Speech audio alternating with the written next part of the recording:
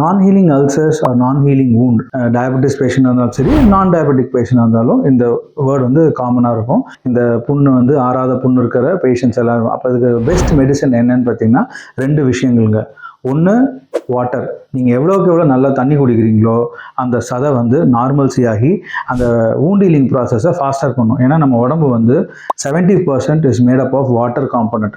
இந்த நீர் ஓட்டம், அதாவது உங்களோட வாட்டர் காம்பனண்ட் இந்த பாடி வந்து நல்லா இம்ப்ரூவ் ஆச்சுது அப்படின்னா wound healing ப்ராசஸ் வந்து ஃபாஸ்டர் ஆகும்.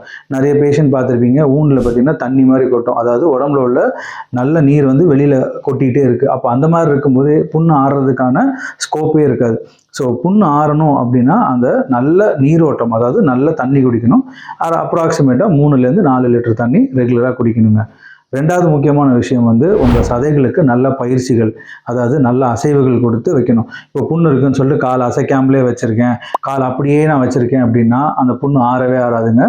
நல்ல அசைவுகள் கொடுக்கும்போது தான் ரத்த ஓட்டம் இம்ப்ரூவ் ஆகும், நீரோட்டம் இம்ப்ரூவ் ஆகும்போது புண்ணு வந்து சீக்கிரம் ஆற ஆரம்பிக்கும். ஸோ இந்த 2 ஸ்டெப்பையும் கரெக்டாக ஃபாலோ பண்ணுங்கள், புண்ணு வந்து சீக்கிரம் ஆறும். தேங்க்யூ.